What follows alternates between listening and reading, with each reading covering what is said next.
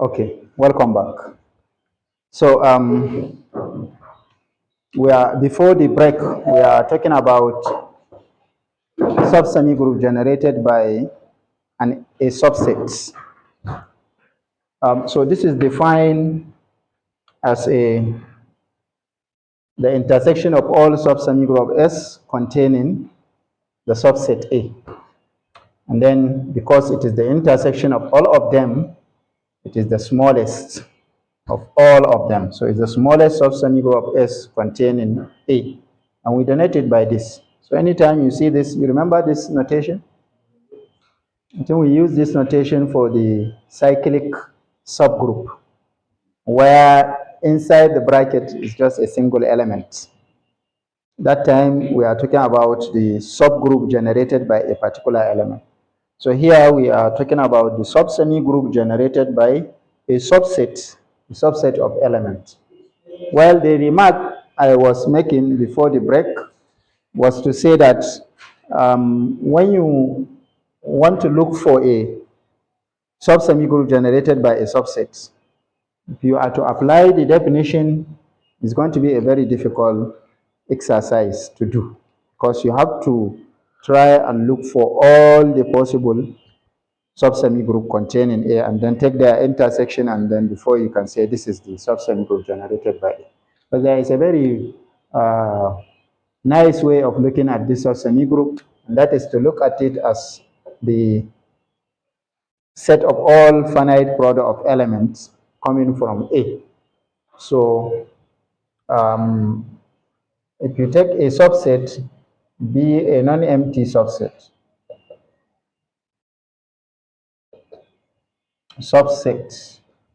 of S is a semigroup, then the sub-semigroup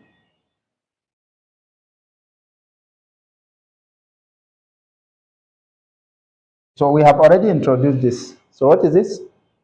It is the sub-semigroup of S generated by the subset A. Okay? So this sub-semigroup, the result is that it consists of precisely, element of S that can be expressed as a finite product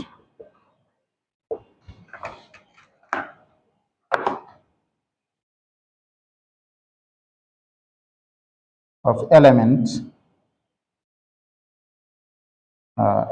in A. So any element in S that is finite product of element in A is a member here. Likewise, anything you pick here, you will be able to see that it can be written as a finite product of element in A. Did you get this? So in other words, what this theorem is saying is that for you to get this sub-semigroup generated by a subset A, just look for all finite products of this element, of element in this subset. Is that okay? Yeah, finite product like that. Okay? We can prove this result. It's not difficult.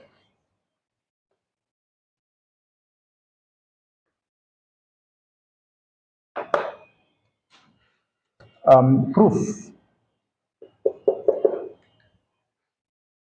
Well, it's just a simple remark in the book, but I think it's worth proving. So what we'll do is to take H to be the sets of all finite products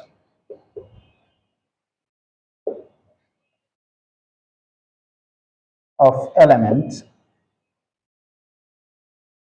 in A. So anything coming from here is a finite product of elements in A. Okay? Then clearly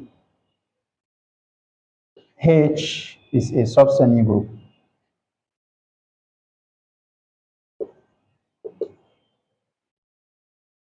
of S.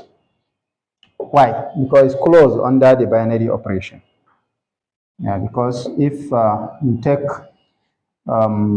X and Y, so if you take any X, which is now a finite product of element, A1, A2, up to AN, and Y, take B1, B2, up to BM. So if you take this in H,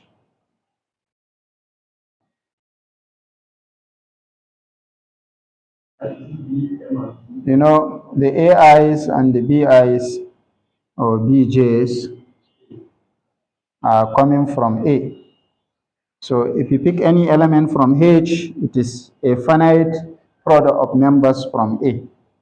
Likewise, X. Then the product X times Y can be seen to be A1, A2, up to AN, and then B1, B2, up to BM. It's also a finite product. It will automatically be in H. I hope it's okay. So it's closed under the binary operation. So therefore, the collection of all finite product of members from A is a sub-semigroup. The only thing you require is closure. Is that okay? Hmm? Yeah. Okay.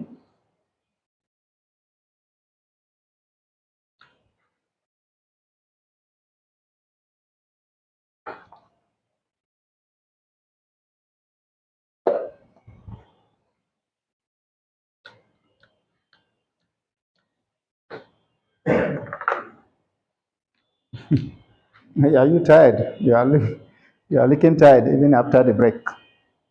Hmm? So, um, so XY is in H, meaning it is a sub-semigroup. It contains A. Why?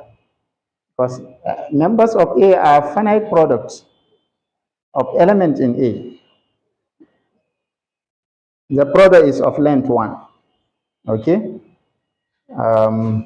So since each member or each element in A in A is already, sorry, a finite product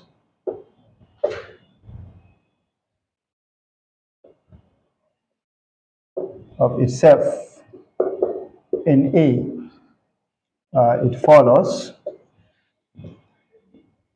that A is contained in H.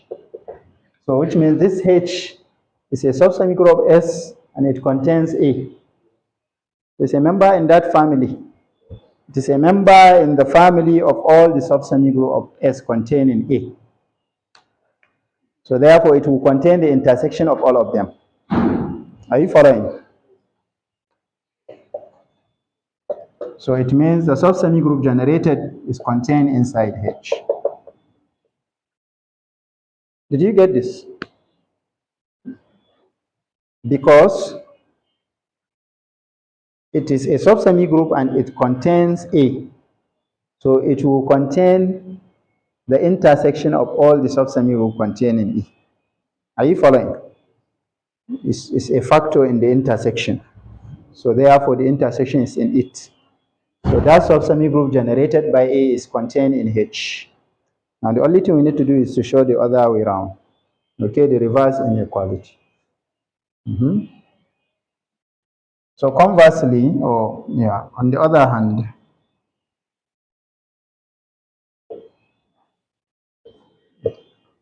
each X in H is already a product of elements in A.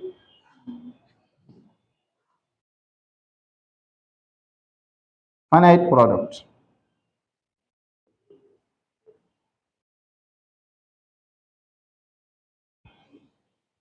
of elements in A. But A is contained in where? In the subsemigroup generated by A. And so X is a finite product of members in the subsemigroup generated by A. But you know, a subsemigroup is closed. So if you perform any finite product of members from a subsemigroup, we found itself there. Are you following? Okay. And so a product of element in the subsemigroup, which is a semigroup.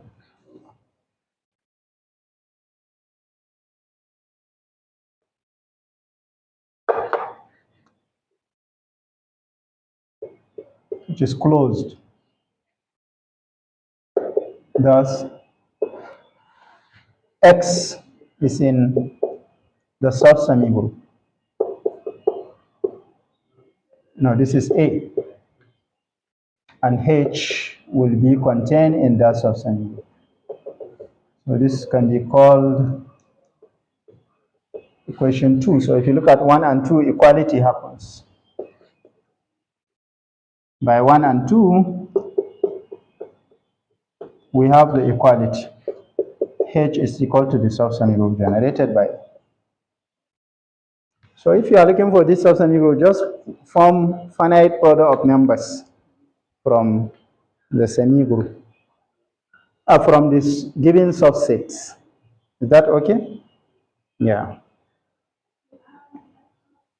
So if the set A is a finite set, A1, A2, AN, a finite set, then we write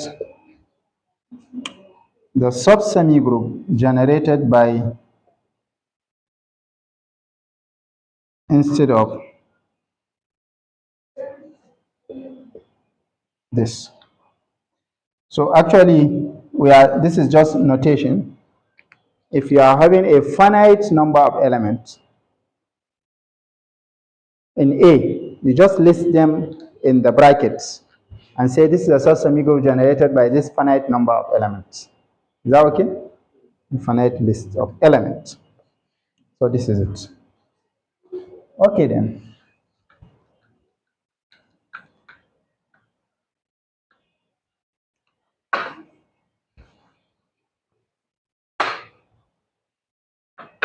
I'm sure this concept is not difficult. If it is, you can draw my attention so that I can explain. So I'm just introducing notation here. Okay? If the set is finite, instead of writing like this, putting the set with the bracket, you just list the elements and say this is a subsemigroup generated by this number of elements. And if also if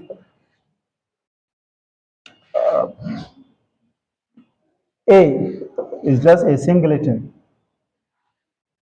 then we write the subsemigroup generated by this singleton. It means only one element now. Okay? We write the subsemigroup of S generated by the singleton as what? A.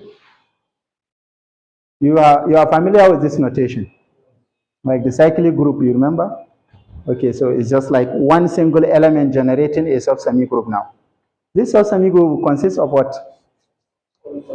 All finite product of elements in the set, but there is only one element. So finite product will be a square, a cube, a4. So by the theorem, we know the element inside this semigroup. Okay? By the theorem, which theorem? 1.9, we have that this is a square up to what? An. No, it can be up to infinity. Are you following?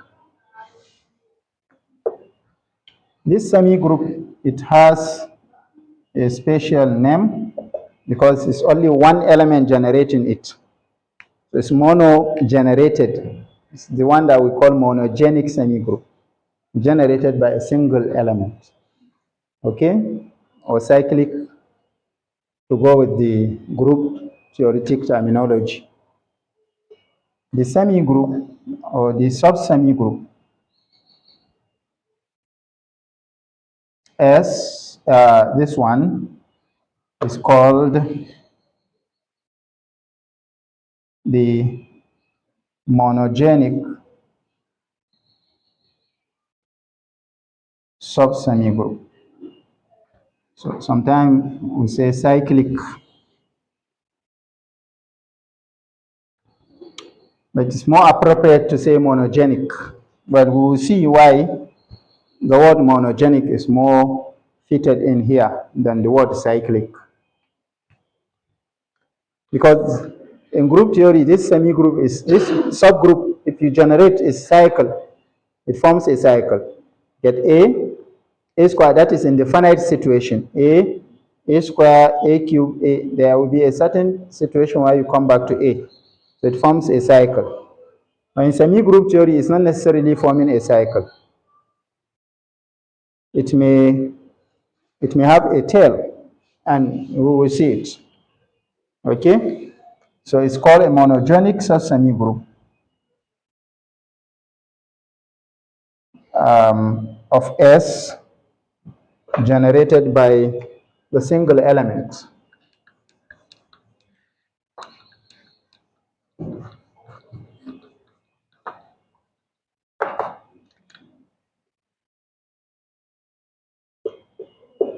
Generated by the element A.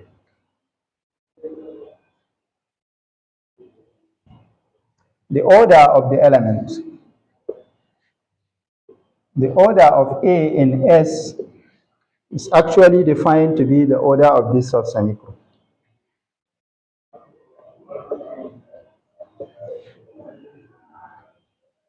The cardinality of that sub-semigroup or order of that sub-semigroup. So whatever the number of elements is there, that will be the number of elements. So if there are infinitely many elements here, then the semigroup will have infinitely many elements. Is that okay? A semigroup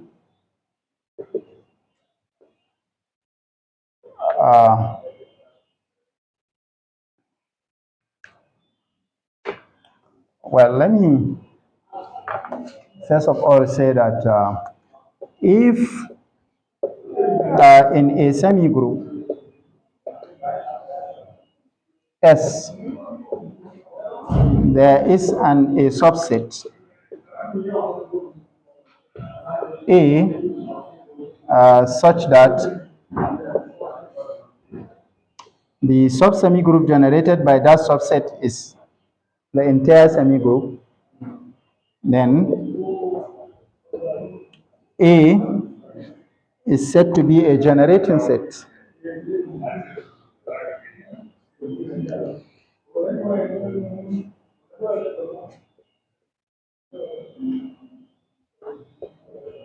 Generating sets or system. Okay, hold on. Please close that door for me. For the semigroup or for S. So, for S. Yeah. So if you have a subset that generates the entire semigroup, that is the sub-semigroup generated by the subset is the entire semigroup, then that subset is called a generating set for this semigroup. I don't know that you understand this. Okay? Did you understand this? Yeah. Like what? If you are talking about the semigroup of natural integers, we take integers with, so like the natural numbers, we take the semigroup of natural numbers. You know, we have looked at this semigroup before, and we think of natural numbers as 1, 2, 3, 4, and so on. This is natural number. So I have a subset A, namely the one consisting of only one element A. The sub-semigroup generated by this one will be what? 1. 1 square, but then square means adding twice. Okay? 1 cube means 1 plus 1 plus 1. Eh? And so on. And at the end of the day, you are getting the entire n. So there is a subset. This time around, the set is just consisting of only one element. So this one, as a set, is said to be a generating system for the entire semigroup. So this semigroup is generated just by one single element. Okay? In fact, in general, if you have a finite set, that is, if S is generated by A, and A is finite, then we say S is finitely generated because it has a finite generating system. So it's finitely generated.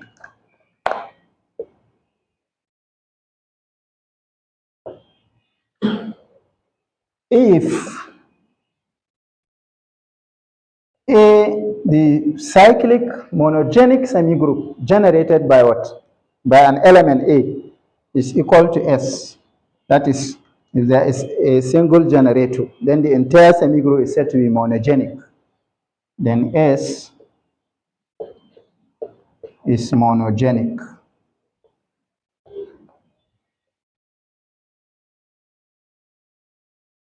Or you can say cyclic semigroup, but then monogenic is more appropriate, like I said. So this is what we call monogenic semigroup. Like for example, the semigroup of natural numbers under addition is monogenic. Is that okay? Because it's generated by only one element. Well, later on in the discussion, we will see examples of semigroup that are generated by a finite number of elements. It's all right. Okay. So that is what we call monogenic semigroup. If A, that is one element, that is the monogenic sub-semigroup generated by a particular element, is equal to the entire semigroup, then the semigroup is called monogenic. This concept of monogenic is just like what we have in group theory, generating using just one single element. But yeah, we call cyclic group. In Princeton and Clifford, the textbook for what is the title of the book? Algebraic Theory of Semigroups. I think that's the title of that book. Actually, they refer to monogenic semigroup as cyclic semigroup. But the thing is, not always the structure is not round enough. You know, in cyclic group is always a rounded structure. But in monogenic semigroup, it may have a tail and then before the cycle. This is the structure. So it's not round enough to be referred to as cyclic. But the word cyclic is still okay. But then monogenic is actually signifying the fact that it has a single generator. And that is all. So what is the structure? And then I have already mentioned. But this one doesn't have that type of structure because it's generated by one and it's monogenic, but it's not cyclic. Even in group, we have infinite cyclic groups. So it's either infinite or it will have this type of structure. So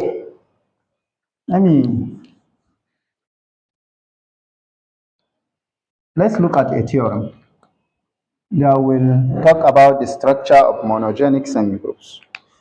So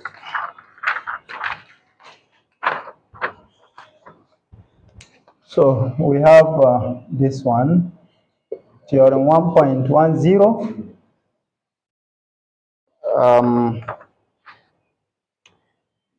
So let A be an element of S. S is a semigroup. Okay? Then either you have two situations that can happen. It's either this semigroup, the monogenic semigroup generated by A, is isomorphic to the semigroup of natural numbers under addition. Or number two, there exist integers MR, positive integers, such that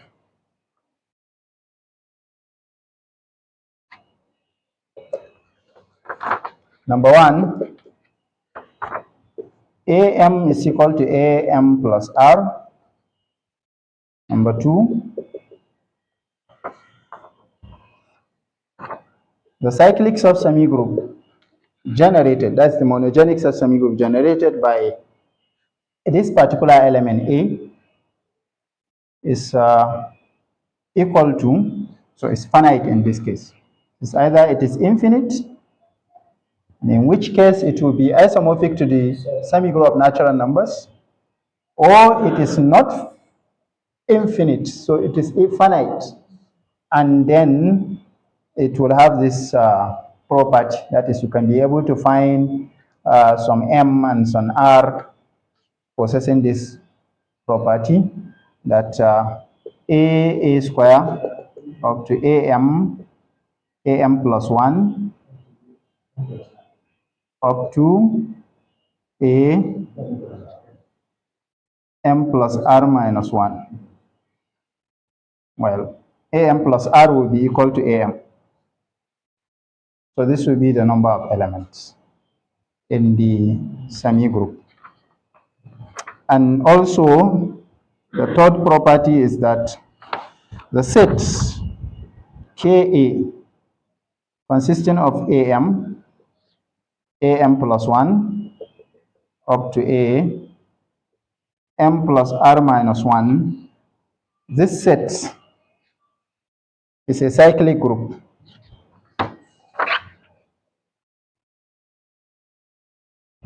Cyclic subgroup of the semigroup. You know, you can have, not in fact of the semigroup, but of the monogenic subsemigroup. But then if it is a subgroup of the monogenic subsemigroup, it will be a subgroup of the entire semigroup. It's okay. So I think it's more powerful to say like this, to say that it is a cyclic subgroup of the monogenic semigroup, subsemigroup generated by, because this one is already a subsemigroup of the bigger semigroup.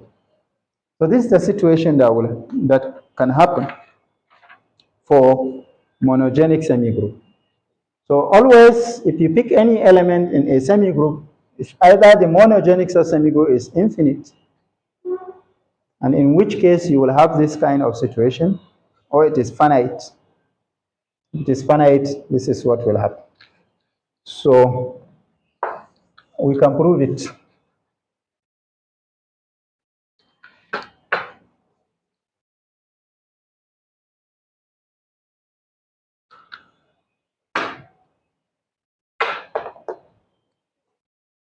So proof. So first of all, we consider the lists of elements. A what? A square, A cube, up to the infinity. And then this list is of element in S. We can call it 1. So one of two things must happen. It's either in this list there are repetitions of terms. You know, A square, A cube, A4, or there may be no repetitions. All of these elements in the list is a sequence of elements in S. All the elements may be distinct. So it's either all the terms, so either all elements here in the list, in this list, are distinct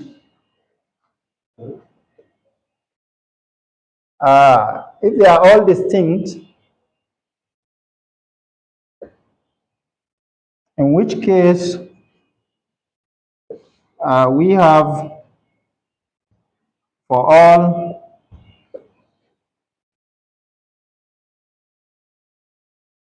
mn natural numbers, am equal to an will imply m equal to n.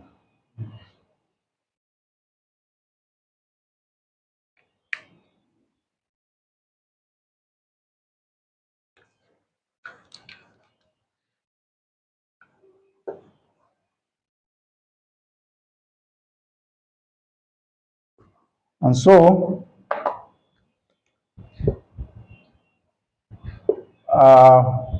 we can define, if we are in that situation, then we can define a map theta from this cyclic subsemigroup, monogenic subsemigroup, into n plus by what?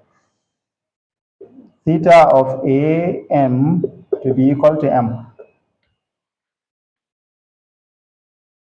This mapping will clearly be an isomorphism by the simple rule of indices.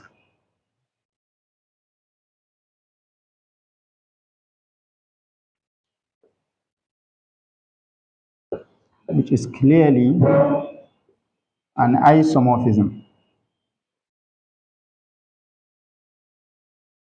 Yeah. It's an isomorphism, I believe that is clear. Okay? Yeah, if you take any two, AM, AN, this will be what? AMN, is that okay? But that would be theta out. Sorry, maybe. So if you take so theta what? AM, AN is equal to, yeah, theta A M plus N. I think what I wrote before is okay. But then by our definition, this is m plus n. But that is theta a. And this is plus theta what? An. So already it's a morphism. It's a morphism. That is one. Secondly, you can see that it is onto. But if you give me any natural number, a power of to that natural number of a is always inside the monogenic semigroup, because this consists of all the powers, okay, of a. So onto is clear also. And then it is 1 to 1. Why is it 1 to 1? Because if theta a is equal to a what? An, then you are saying m is equal to n. But if m equal to n, then an must be equal to am. Is that okay? That will imply am equal to an. So it's an isomorphism. This is clearly an isomorphism. So you have them to be isomorphic, the two semigroups. So if you are in this situation where all the elements here are distinct, then you have an isomorphism. Okay? So we have the monogenic semigroup to be isomorphic to this particular semigroup of natural numbers under addition. Is this okay? All right. O, so either what? All are distinct, or there are repetitions in this sequence. Or there are, that is repetitions. So repetitions means what?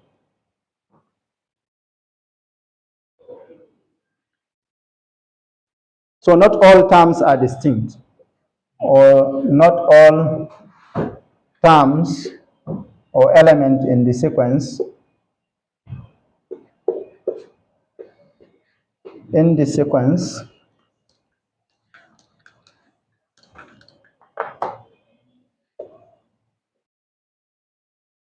one are distinct. The sequence list of elements. So, but if you are here in this situation, it means some indices are reoccurring. That is, some a to power m is equal to some a to power n. All right. So let me.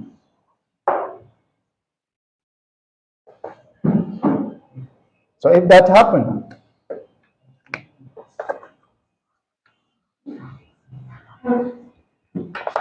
so I think I should rewrite the sequence. A square up to a like that, to infinity. But this time around, we are saying there are repetitions. So some element am is repeating. Well, repetition may not start from the first. This may never repeat. This may never repeat, but since not all the terms there must be repetitions, so something must repeat, and there has to be the first time when the repetition will kick up. Yeah. So we may assume that am is the first entry to repeat, so that from a1 to am minus 1, they are all distinct up to am, but then this one repeats, and then we can, so that the first repetition is occur at this place, and then the sequence will still continue. So in this situation, we assume, so we say let m be the first index to repeat in the sequence, in the list.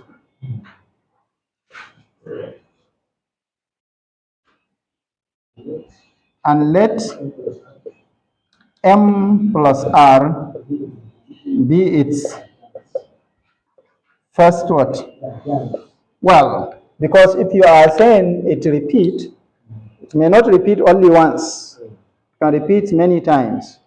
So the first time it repeats, we are saying am plus r. So let m plus r be the first reappearance.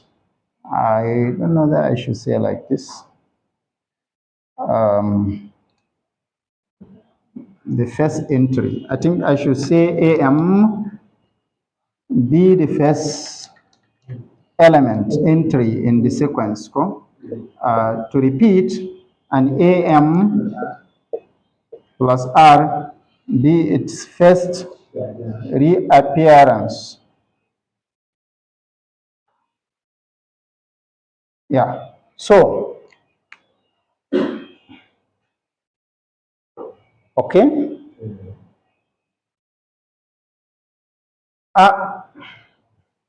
So what we are saying is am is equal to am plus r.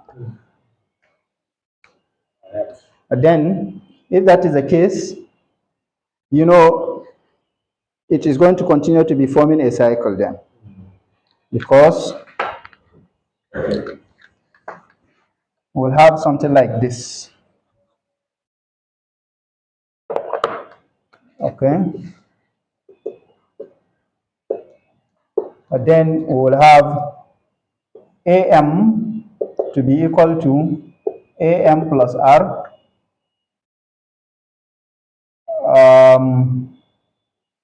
which would be what? Equal to ar, but this is am plus r, ar, and that would be what? Am plus 2r.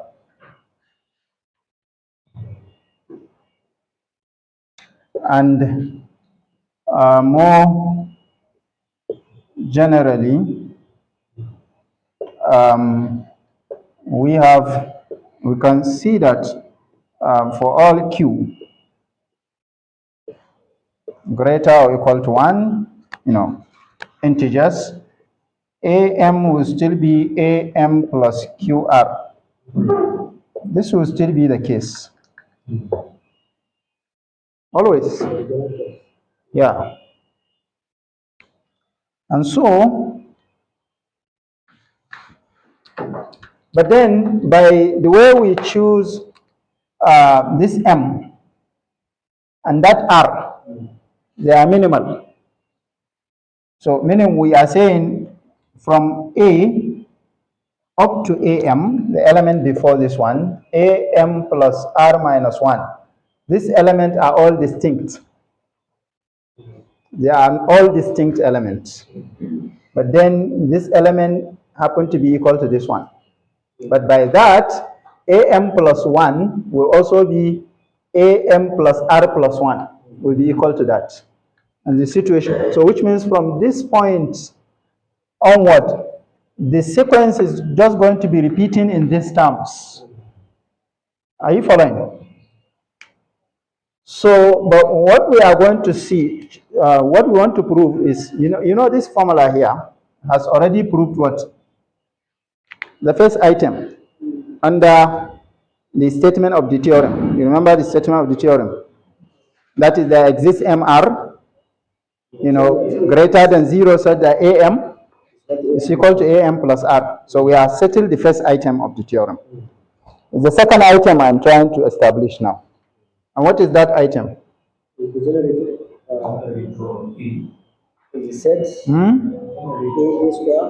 That is, this set from A to AM plus R minus 1 is equal to my cyclic subsemigroup. I hope it's okay. That's what we are trying to show. So what we show is that so by the minimality of M and R, the elements A square up to AM plus 1 up to AM plus r minus 1 are all distinct, elements. These are distinct elements. All distinct elements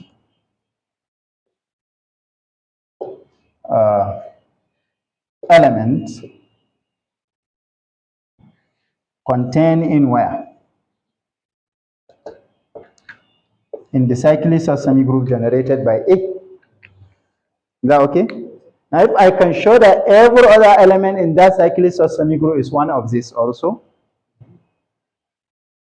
then it means equality holds. Okay?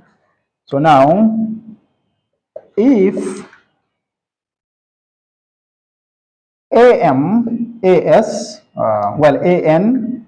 is contained in, is an element coming from here, the cyclic of semigroup, for some M, for some N in the set of natural numbers. Then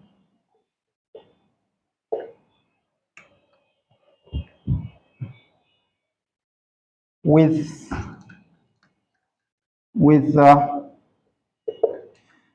N greater than M strictly, because if it is not greater than M,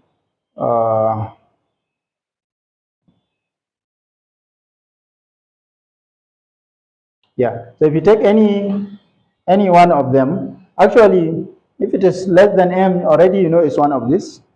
So already it is inside. If you take any one bigger like this, you can use division algorithm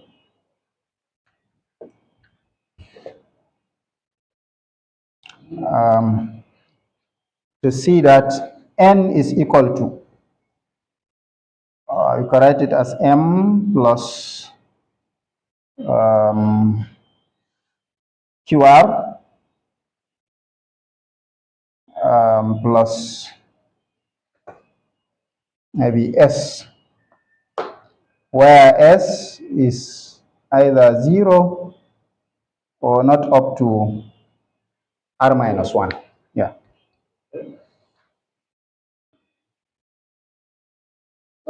Did you understand what I did? Well, I applied division algorithm. So this is bigger than M. So you can remove M from it. And then in the other parts, you can divide it by R and remove all factors of R and have a remainder by division algorithm.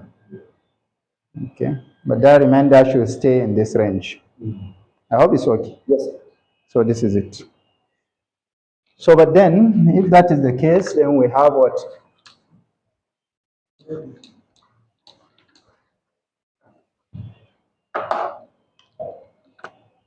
So therefore, so what will be A to power N? It is A to power M plus QR plus S. But that is AM plus QR times what? AS. You remember this from what I cleaned over there? So this is AM. That is AM times AS, which is AMS. But S is not more than S minus R minus 1.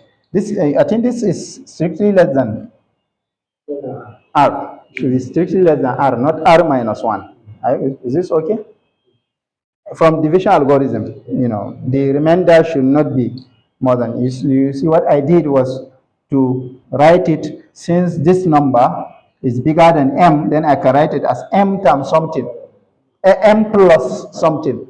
There has to be the excess of M over it. So, but that thing, that number I'm adding to M to arrive at N, I divide by R. So you have these factors of R from plus the remainder. The remainder should not be more than R, or not even up to R. So, but this is suggesting that because of the range here, it's suggesting that this number is in the list, in this list. It is from here, AM down to,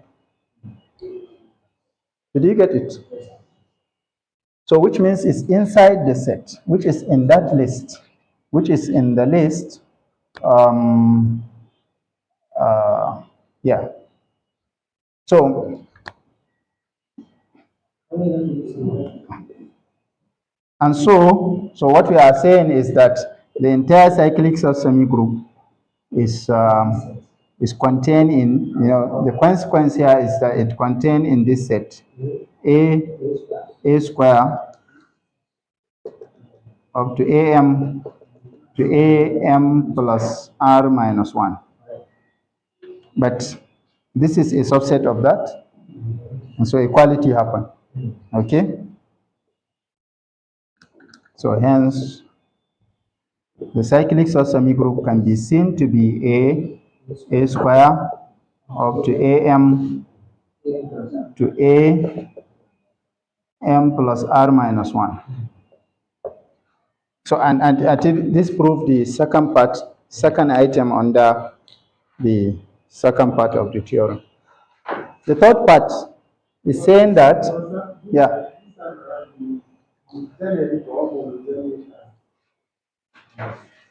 You said what? Natural numbers. Yeah, it's finite. This is finite.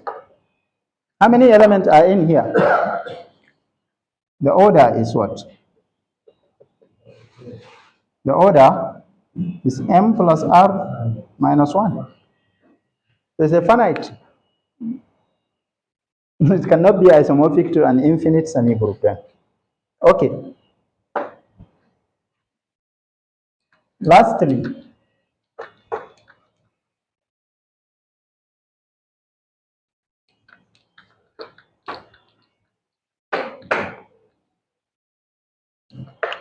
so if so now the last part of the theorem, if we take a to power m plus u and a to power m plus v in our set Ka. Remember Ka, it is am plus 1, am plus r minus 1. Okay.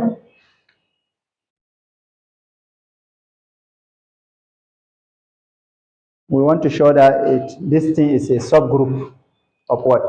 Of the semigroup. Cyclic. We want to show that it is a cyclic subgroup of the semigroup. How do you do that? How do you show that a subset of the semigroup is a subgroup of the semigroup? First of all, we show that it's a subgroup, and then we show that it has a generator, one single generator. So, to show that it is a subgroup, you remember our criteria, our condition.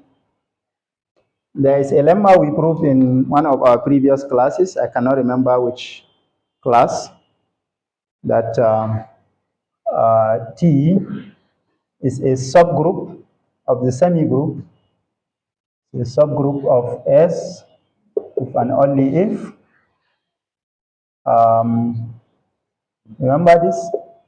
TS, we prove, what we prove is actually, well, if and only if TS, TA is equal to T, and AT is equal to T for all A in the semigroup. No, in T, sorry. In T. You remember it? I did not prove this, but I can remember I proved something similar to this. What I proved was S is a group. You see, you are not. If and only if for all A in S, SA equal to S, and what? AS equal to S. I proved this. But if you understand this, I believe this is immediate. Okay, so which means to prove that a subset is a subgroup, then you should prove this. That this is what makes it a group. You understand, ba? But you see this statement, and in fact, when I stated this, I mentioned it, that the statement is equivalent to this particular statement, or this particular one is equivalent to this statement here, is equivalent to saying that for all AB in the semigroup, in T, uh, there exists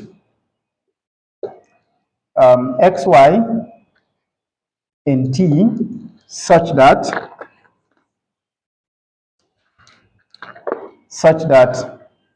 AX is equal to B and YA equal to B. I don't know whether you remember this. Yeah, Musa, you remember it? That time you were saying it is a remark. I stated this as a remark. Well, the video is there. You can watch it. Go back to the lecture and you can look at it. Okay? So, but since our semigroup is commutative here, this product is commutative. We are working in a commutative situation. All product is happening at the indices. So it's a commutative situation. So you only need to show one. So if I can produce an element such that this multiplied by that element is equal to the second element here, then that Ka is a subgroup of the semigroup. So then we can choose, that is what I'm going to do. Then we can choose. So this is always how to prove that a subset of a semigroup is a subgroup. Just pick two elements from there. If it is commutative already, you don't have problem. Pick two elements and find a third element so that one with the other is equal for all the elements. Once it happens, then it is a subgroup. So we choose, we can choose what? X, an integer,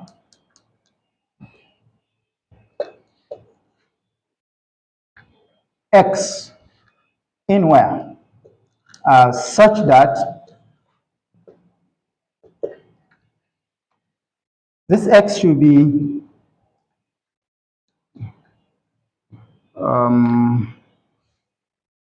should stay in between here. Yeah, should stay in between there.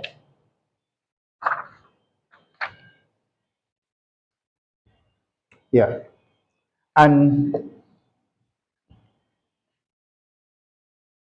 X should be congruent to V minus M minus U minus M, yeah, modulo R. What does this mean? We say it's congruent to this modulo R. It means X is equal to that minus U minus M plus a multiple of R for some Q. Okay? For some Q greater or equal to 0. So we can choose that number like this, such that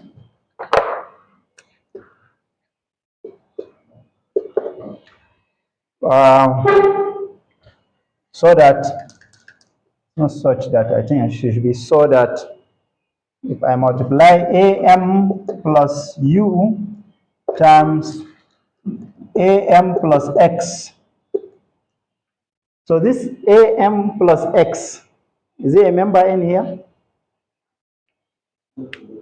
Yeah, it's a member in there. Look at, in fact, equality can happen like this. Yeah. Anything M plus something, some number, where that number is not more than r minus 1 is in here, because it's m plus 0, m plus 1, m plus. So this restriction is to ensure that the choice of x is inside there. The index will be inside there. So, but this will be what? Equal to, it will be a, is it 2m or what?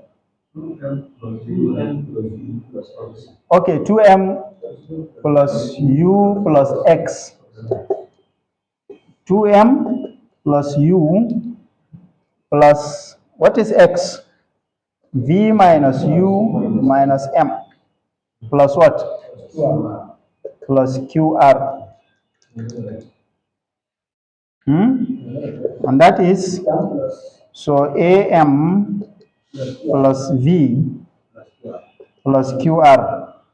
But that is am, you know, m plus qr is am. So plus v. That is the desired equation. So with this, we can conclude that Ka is a subgroup. So thus, Ka is a subgroup. Subgroup of what? Yeah, in fact, you can say subgroup of A because it's a subset of that one. While we have a subgroup, the theorem says cyclic subgroup. So I have to find a generator now. So we have to look for a generator. Okay, one single generator for that semigroup, for that particular subgroup. So which element will generate it?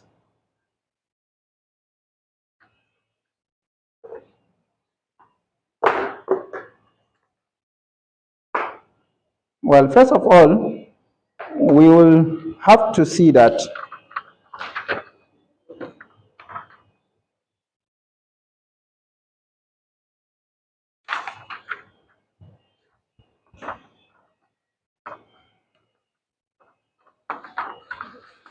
the element, we have to see that the element m plus 1 up to m plus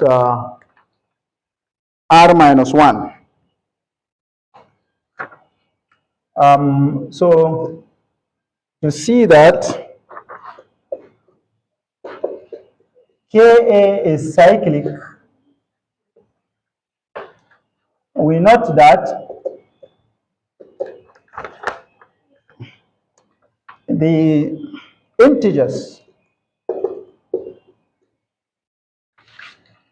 m plus 1 up to m plus r minus 1. These integers form a complete list of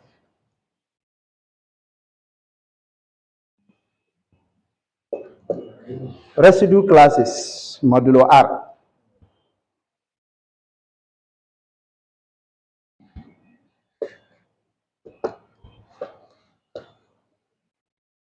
That's 1 is 0, 1 up to r minus 1. So it's a complete list of residue classes. Actually 0 is here, 1 is here, up to r minus 1. R is here, r plus 1 is here, r plus 2. So this is a complete list of residue classes, congruence modulo classes, modulo r. Okay? Yeah. So this is what we have.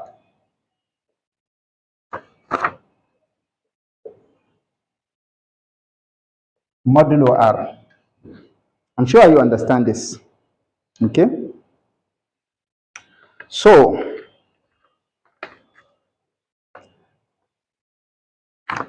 it means there exists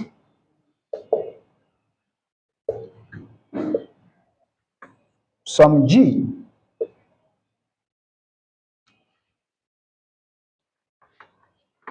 such that, integer G, such that G is between, 1 to r, 0 to r minus 1, and that G is because this is a complete list of residue classes. So this G should be in the class of 1. Okay? So 1G in between 0 to that must be that class where 1 belong to, or M plus G, such that M plus G is in the residue class of 1 modulo R.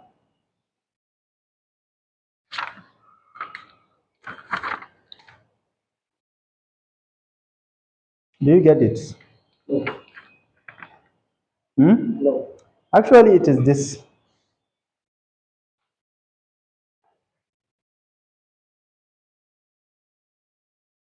Since it is a complete list of residue classes, it's a partitioning of the integers into R classes, the entire integers.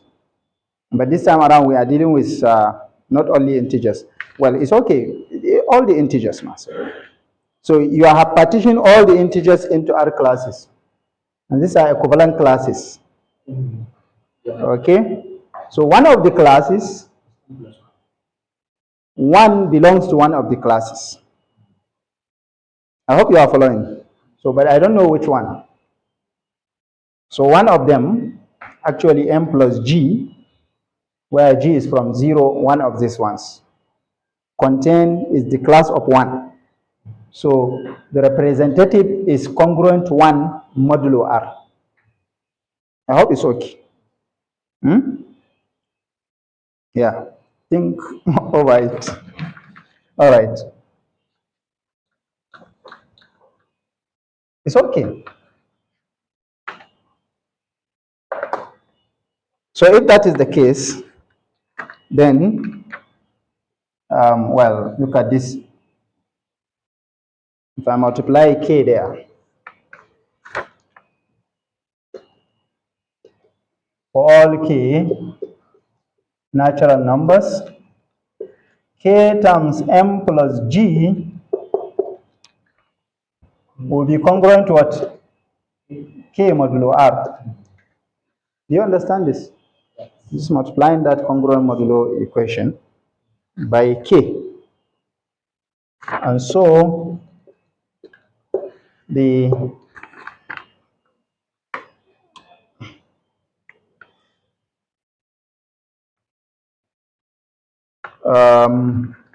so it means each element from the group, because this is happening for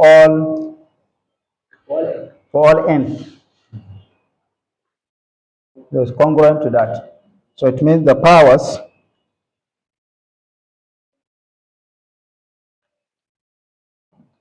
am plus g to power k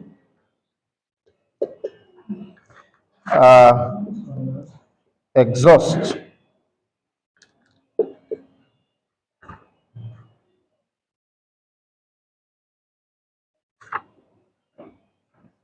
for k equal to 1, 2 up to r.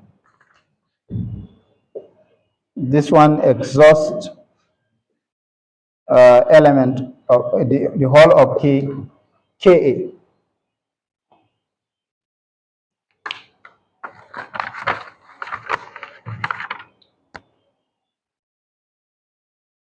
Did you understand this? Because these elements are integers already, okay? And natural numbers, if you look at them, is m. M is a positive integer, and then m plus 1. All of these are positive integers, natural numbers. And for all natural number, kmg is congruent to k. So which means you can reduce this to any one of those.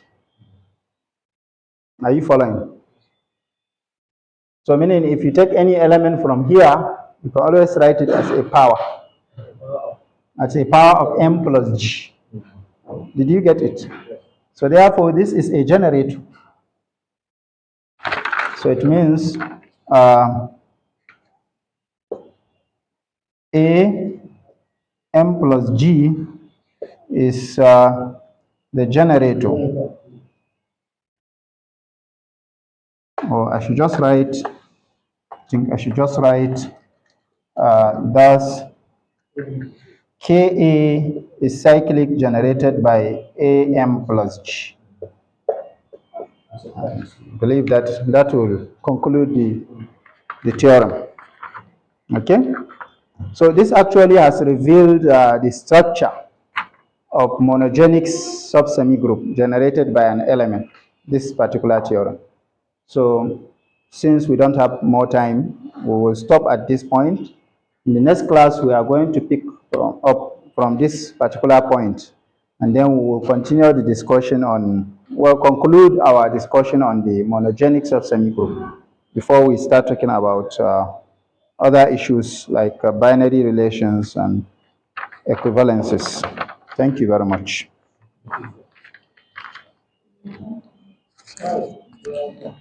So.